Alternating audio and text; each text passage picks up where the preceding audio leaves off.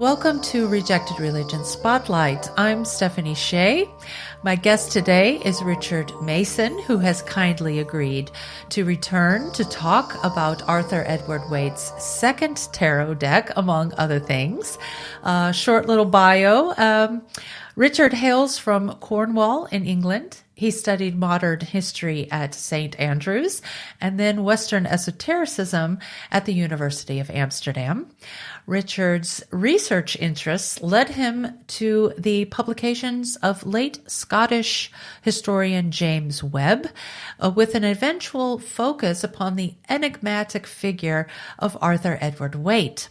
He participated as a panelist at the Esogen Symposium in 2020. That was an online event because it was during COVID.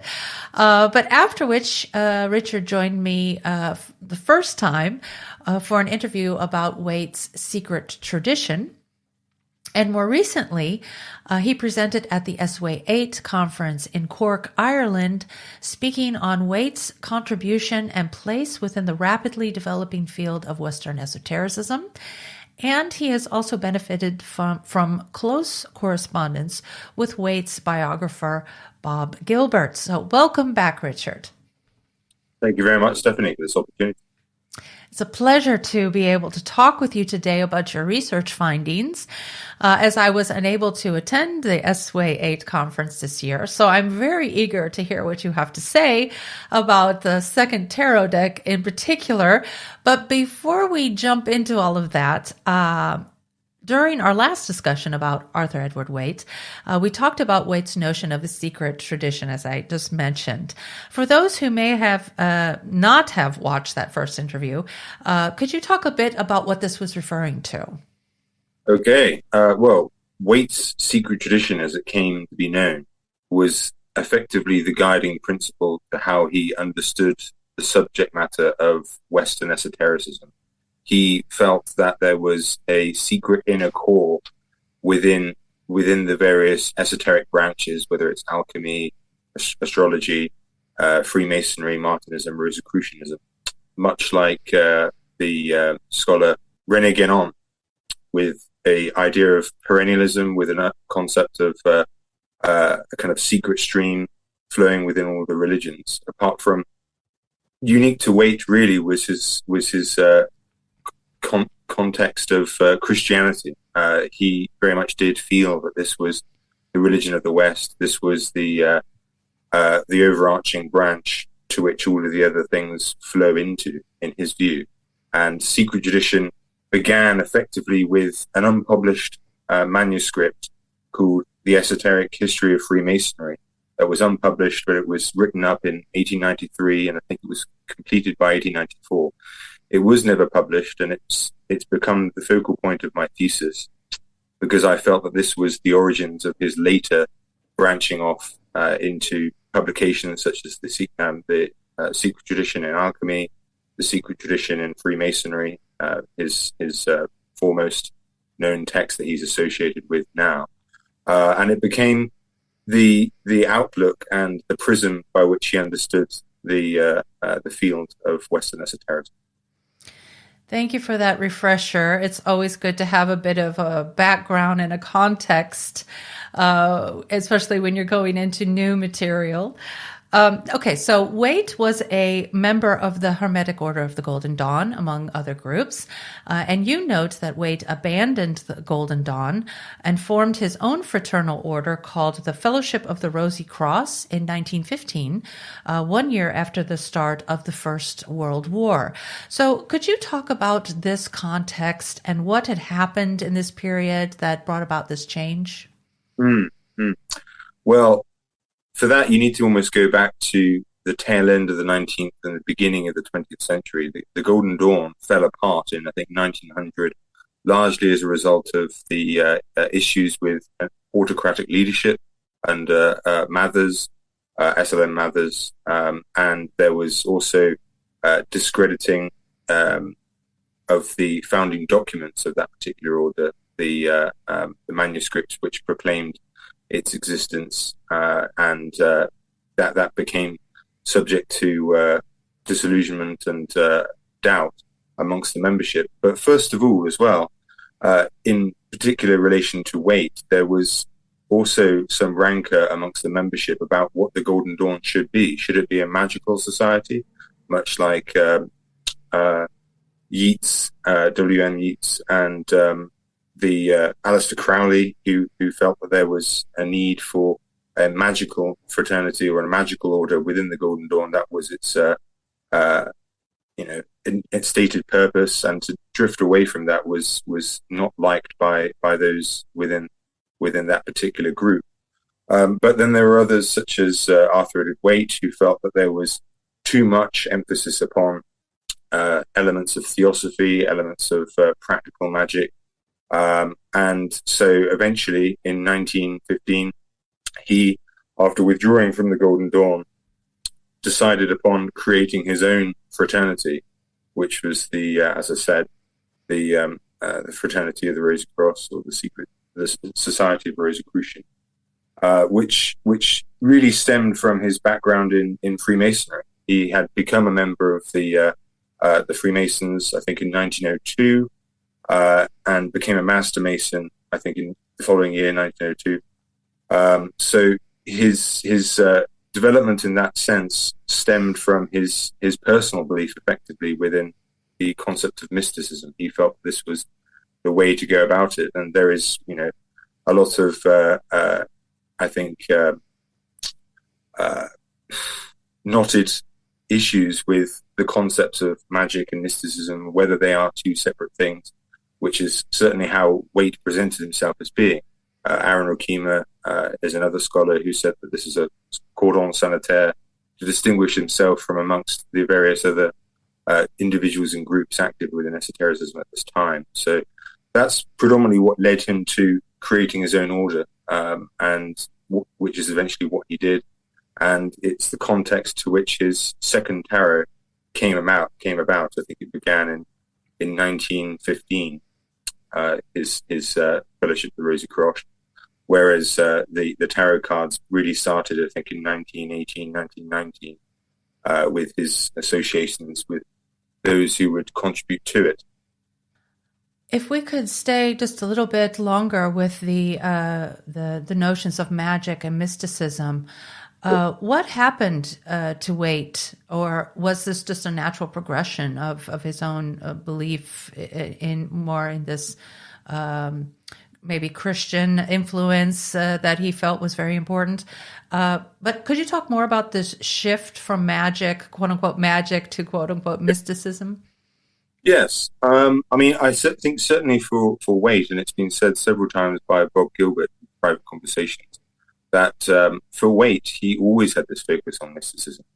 If you go back way back to 1893, his title Azov is given the subtitle "Or a New Light of Mysticism."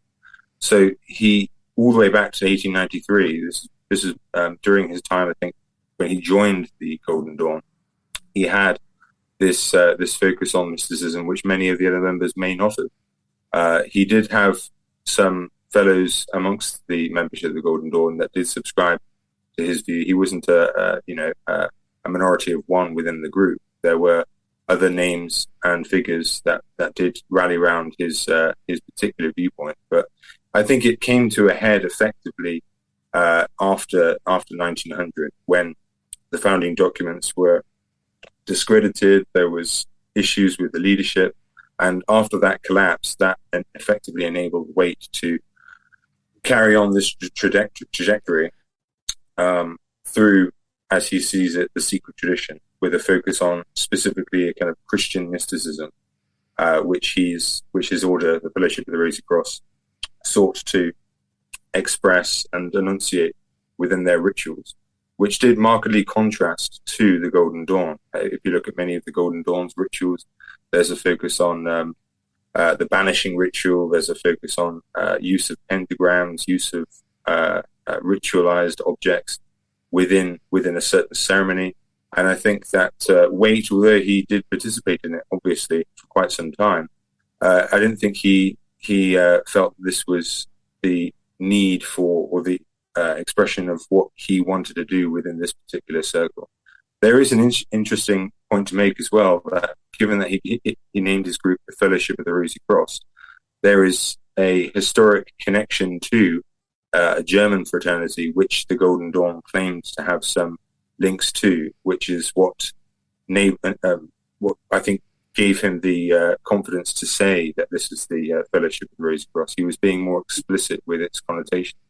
And for him, I think the Rosicrucians weren't practitioners of magic in the sense that Aleister Crowley and Mathers and many of the other leading lights of the Golden Dawn presented themselves as being. He felt that there was an improper use of both history and object for the Golden Dawn, and he said that it ultimately ran its course, and he needed to pick up the pieces to do something which is what he felt it should have always been.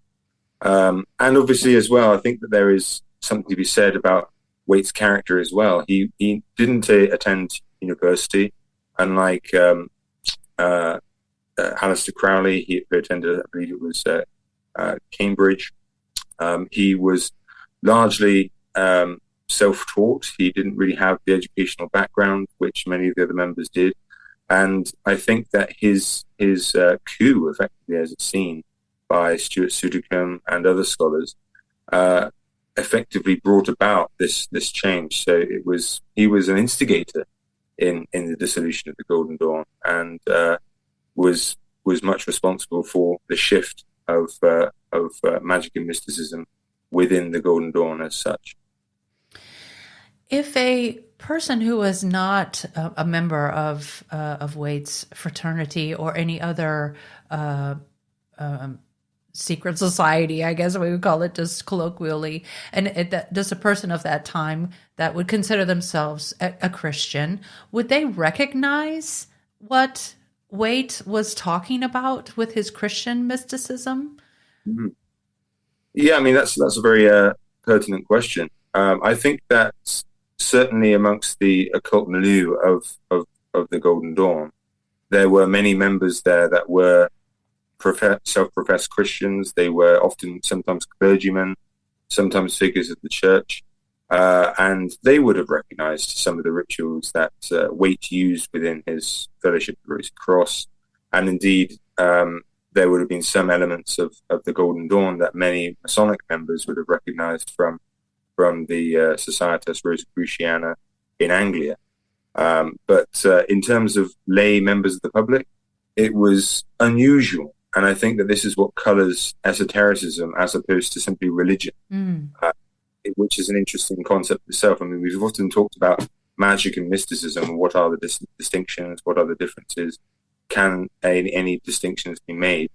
But focusing on religion and esotericism as two aspects to engage with, you certainly see with Waite that he is ostensibly a Christian. He identified as a mystic, but as Aaron Okima stated, I think that he did this in order to allow himself free range to create and develop the rituals that he felt he wanted to create, to take in a different direction from the old Golden Dawn, and that enabled him to, effectively not give himself a non-denominational status, if that makes sense. He wasn't a strict Catholic in the sense of seeing that they were, utterly that was it, ex cathedra statement from the papacy. He wasn't a fundamentalist in that sense, or a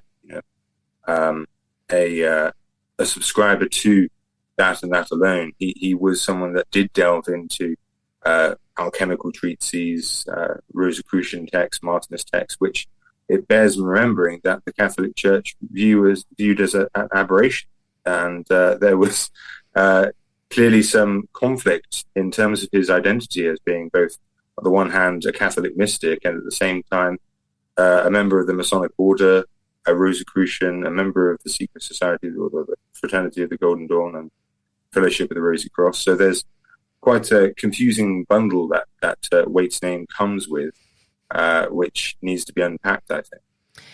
And that's what you're doing. So this is a good thing. Thank you very much. So, but I am very curious now to move towards the second tarot deck and to hear more about this. So I have a three-part question. What is it called?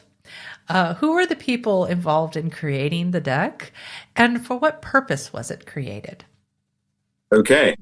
Well, it was just known as, I think, the Trinick-Pippet deck, and the deck needs to be clarified in the sense that these weren't traditional playing cards. It wasn't simply a rehash of what he did, I think, in 1909, 1910 with Pamela Coleman Smith, with what's known as the Rider-Waite Smith deck, or the H. Rider deck. It was something very, very different. It was largely a creation of four individuals. Obviously, Arthur Edward Waite himself, that was largely responsible for creating some of the blueprints of the artwork, which then John Brahms Trinick, as a artist, created and developed. Now, John Brahms Trinick was an Australian. He came over during the World War One, or the Great War, as it was known as then, from Australia to Britain in order to fight on the Western Front. And during his time in 1917, he met with Waite, and he agreed to create the artwork that the Trinick-Pippet deck comprises of. You also have Wilfred Pippet, who there's not much known about him. I did declare in my presentation that I couldn't be sure whether or not the image that I used to represent him was authentically him. So he's fairly, he's almost the kind of like the outsider of the group, I would say. There's no confirmation that he was a Mason, much like Waite certainly was a member of Duncan as well, and John Brahms Trinick's, but he was a contributor to the deck and was an artist as well with Trinick in creating the images. Now, the fourth person that we've got to contend with now is Harold Malcolm Duncan, who was an American from Philadelphia that moved to London due to his business interests, and I think a monotype corporation, which was, I think, one of the first stencil and text organizations which created, I think, the standard type Times New Roman. He's credited with that, so it's quite a remarkable achievement. He was himself a Mason. He was involved in Waite's circles from, I think, the 1917, 1918, around that time, during World War One. And these individuals together comprised the genesis of the second tarot, both in terms of Wilfred Pippet and John Brahms Trinick creating the images, but most importantly, you could say, Harold Malcolm Duncan, that actually put up the money so that these pictures could be assembled, put together. The artists were paid. They could be then printed onto a piece of fabric or material. As I said, these weren't standard playing cards. These were often quite large images used for ritual purposes within the Fellowship of the Rosy Cross. Wilfred Pippet as well wasn't a member of the Fellowship of the Rosy Cross. He had a tenuous connection. I have heard that he was a member of the Solihull artist family that were quite prominent at the time that Waite was around, but he's someone that I haven't been able to discern that much about. But as I say, Harold Malcolm Duncan put up the money and was often obviously quite a key figure in actually bringing these images and tarot cards to life. So I'm assuming then that these cards were not mass produced as the first deck writes. And are these? You said that sometimes that they were put on fabric or other materials. Are they saved somewhere, or is it? They are currently, I believe, stored in the British Museum. Okay. They are available for public inspection, observation. I think you might You may have to book to see. But they are presently stored at the British Library, and I think the decision to put them there was by Arthur Edward Waite in his will for them to be either the British Library or the British Museum. I think it's in there, and so the originals do exist, but they were predominantly associated with, as I say, ritual practice. They were used within standards, not simply just playing cards, but they were printed on a fabric and held aloft like you see in certain Masonic rituals. They were put on tracing boards at some point, and they were used for the purposes of the Fellowship of the Rosy Cross within their actual practice, as opposed to, as you say, mass-produced on a series of paper cards and prized as a deck. They were for a different purpose entirely, and that's why I think we largely haven't known about it, because it has been within this rather rarefied circle of an esoteric group. Did the images correspond with the traditional major and minor arcana? Were there as many images in the second deck, if we want to call it that, as in the original form? Well, it's interesting because the actual deck itself, you can certainly see from the images that the deck comprises the card to which it refers to, but it does markedly differ from the standard card. I think also on your point about how many there were, I believe that there was I believe the actual deck only comprised, I think, maybe 9 trump cards, and if memory serves, there wasn't a complete deck out there. There was only the major arcana that was captured in terms of the form of imagery, in terms of color. There were black and white images of the minor arcana, but I don't think all of the minor arcana are present in terms of the deck itself. And again, this must reflect the purposes to which they were created. Maybe it was seen necessary for them to create the entire standard number of cards that tarot card comprises. And there is some questions as to why this was the case. As I've said, the second tarot deck, I think, was brought to people's attention by Marcus Katz and his book Abiding in the Sanctuary, I believe the name of the title of the book was. That came out, I think, in 2012, 2014. But that was the first kind of public awareness that there was such a deck existing. And I say deck, obviously qualified.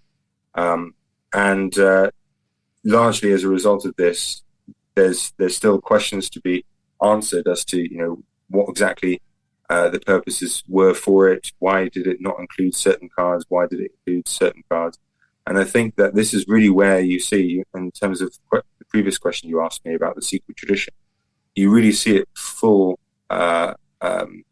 revealed at this point. The last veil has been lifted, and you can see what Waite intended with these cards and the way that they are sayed out the way they are.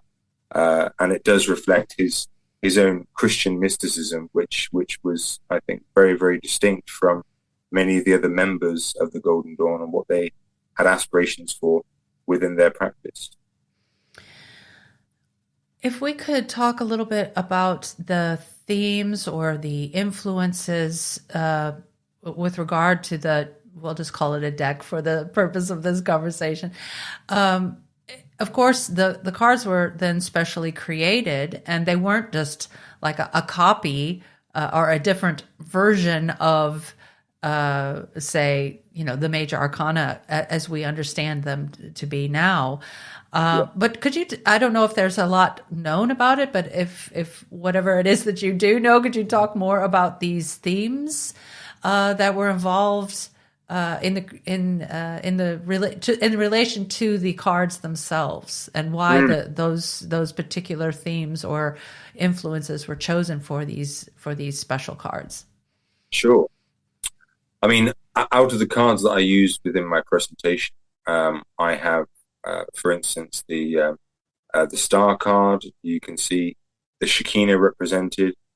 You can see also words such as Malkuth, which derives from the Kabbalah. And you can see that Waite intended effectively a kind of very much an esoteric Christian or perspective within the images that he crafted. You see, for instance, the four beasts of the north. You've got an angel, a lion, a griffin, and a bull, and this derives from the Bible, and it's very much clear cut in terms of its origin and its usage. And the deck itself was, as I said, created for the Fellowship of the Rosy Cross. And the context here is, I think, the development from the Golden Dawn onto Waite's own intentions for what he wanted to create for his rituals. It was no longer designed for the purposes of those interested in magic. It wasn't making any reference to the Buddhism, which you saw within Helena Petrona Blavatsky's works. There was no kind of Egyptian iconography or aesthetics within the images represented. It was very much more dressing down of Christian mysticism, which reflected Waite's own personal beliefs.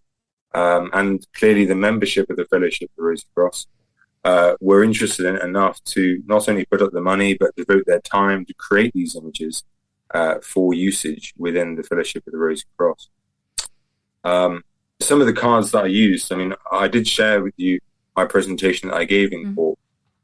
A classic one to use, I think, is the Devil card. I gave my title of my presentation, Physical Graffiti, which derives from a Led Zeppelin album. And I do think that the imagery that Waite uses to describe and show and present the Devil card does very much is reminiscent of the psychedelic era of the 1960s. You can, I think, see those kind of images being seen on LP albums and music art from that time. And it is very, very markedly different from many of the other tarot representations of the devil, both before and indeed after his tarot came into being. So that gives you a concept of or context as to how it developed and how it is different and distinct from many of the other forms that tarot takes. Just so I'm clear as to which image that you're referring to, that's in the third slide that Yes. you have, and it has the robed figure with, it looks like a crown with some kind of Yes. emblem on the forehead, and then the two people standing at the foot of the, I guess it's like it looks like some type of, I don't know if it's a throne or an altar or. Yes, I very much got the impression that I think it's like an altar, isn't it? Yeah. It's made elaborate, decorated with candles. You have incense, I think, either dropping or wafting up from the urns, and it's you have the billowing smoke coming from the candles. But yes, it is on slide 3 of my presentation. Okay. So I can include the image alongside. Very beautiful, beautiful images that were created. With regard to these images, in your opinion, can this Christian theme that we're more seeing focused on in this different deck, could we consider these images "quote unquote" occult? Well, exactly. I mean, this is one of the ongoing kind of paradoxes within Waite studies, because here's a man which very much is interested in Martinism, Rosicrucianism, Freemasonry, the Golden Dawn, and yet at the same time he does ostensibly present an image of a standard Christian belief and representations thereof.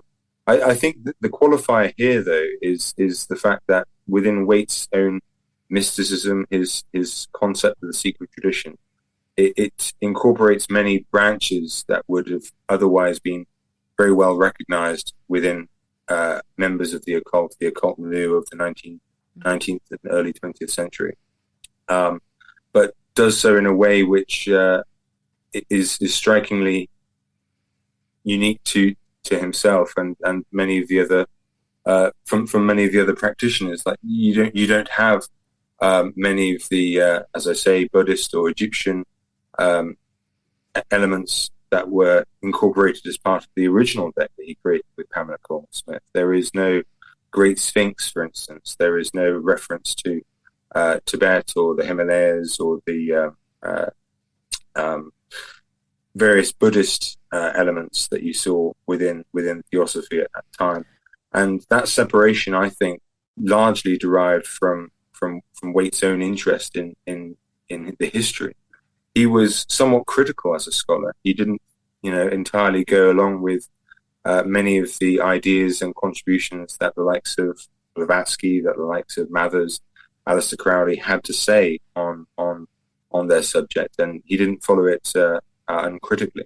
He was interested in the history of Rosicrucianism. He devoted quite a lot of time and attention to producing publications on figures such as Louis-Claude de Saint-Martin.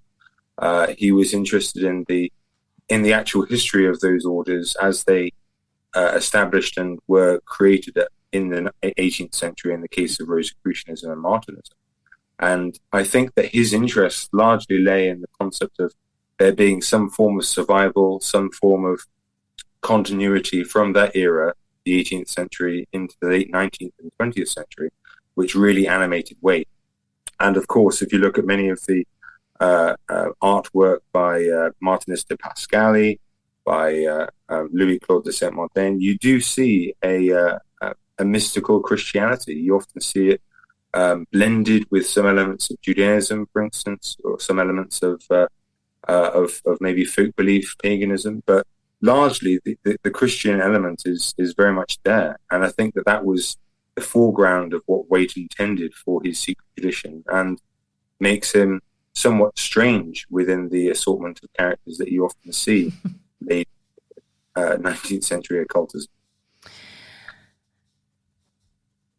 I guess my last question would be, and I guess this now is coming to full circle again, is there something that could be said about these changes in themes and how they affected, or maybe they didn't affect it, maybe the idea was already there, but if the themes affected Waite's larger concept of the secret tradition as he saw it, was this like a perfecting of the idea that he had, or something else? No, I think you're quite right. I mean, it does bear in mention that the history of Waite's involvement within the Golden Dawn, it wasn't a clear-cut thing. It didn't fall apart in 1900, and then, soon enough, maybe that year or the year after, Waite created his Fellowship of the Rosy Cross. No, clearly not. The Fellowship of the Rosy Cross only emerged in 1915. And indeed, many figures such as Aaron Okema have noted that previous scholars of Western esotericism and those interested in Charles Williams, say, often use the term Golden Dawn uncritically for Waite's Fellowship of the Rosy Cross. Like, there was no seemingly distinction made by secondary sources, historians looking back on Charles Williams' life, trying to gauge the impact that, say, Waite had upon his thinking, his thoughts, his beliefs, and so forth, which would seem to suggest that there is some continuity there. But no, I think that if you look at the history, Waite did create an independent and rectified Order of the Golden Dawn in, I believe it was 1902, 1903, shortly after he came back from visiting Switzerland, from attending a Masonic event in that part of the world. So in 1903, he had this independent and rectified, which, as the name would suggest, has totally shifted from its original focus. It's been rectified, so it's been corrected from many of the quote-unquote mistakes that the original order may have included. They got rid of assessments and written exams or practical magic, and this was something which the likes of Yeats, for instance, didn't like at all. He thought that this was clearly a part of the Golden Dawn, which it needed to be. It must exist as a magical order. But Waite, with his independent and rectified right, threw it out. But to answer your question, like 1915 is when the Fellowship of the Rosy Cross formed, and I think that was largely as a result of him being unwilling or unable to satisfy the members within his own independent and rectified Order of the Golden Dawn from using that explicit name, like the Golden Dawn. That obviously had extreme focus for the membership who were interested in it. The Golden Dawn was the name of an 18th century Frankfurt lodge, which was constituted, I believe, in 1817 or thereabouts, as a Masonic lodge with its own rituals. And the Golden Dawn, therefore, had a kind of a prestige to it, which Waite wanted to continue. He did want to have the name for himself. After the likes of Mathers and Crowley had left or been kicked out or otherwise been evicted, he did want that for himself. But I think that in 1915, when obviously there was a world war, there were people there that were interested in what he had to say and were willing to put up money to have these set of cards put together. He decided to drop the Golden Dawn altogether and create his Fellowship of the Rosy Cross with his Trinick-Pippet deck as a focal ritual practice for its members. Very interesting information that you've shared today. Thank you so much, Richard, for being here today and for talking about this, about your research, about this new deck. Beautiful images. Thank you for sharing that with me so I can kind of get an idea of what it is that you're talking about. And this, like I said, this was all very new information for me. So I'm so happy that you agreed to come and share this with not only myself, but also with the viewers and the listeners out there. So thank you. Thank you very much, Stephanie. And I appreciate the opportunity to do so in the future. Wonderful. I hope the viewers will have plenty of questions for you. If people would like to contact you privately and not just leave a question or a comment under this video, how can they reach you? They can reach me by my email, rwgm@outlook.com. If they have any questions, particularly about Arthur Waite himself, his publications, his involvement in the Golden Dawn, or any other questions that they might think of, they can contact me there. Excellent. Well, Richard, I wish you continued success, and perhaps we'll be able to see each other sometime in the future again in person. Actually, I don't think we've ever seen each other in person now that I say this. No, we've only seen each other online. So yeah, it would be nice to actually meet in person in the future. Maybe next year, who knows? At the next S-Way conference. We'll have to see how it all turns out. Exactly, we will. Right. So Richard has generously provided a list of references that I will also include in the program notes for those who are interested to read more. So that's all we have today. Be safe, everyone, and I will see you all again next time. Bye-bye.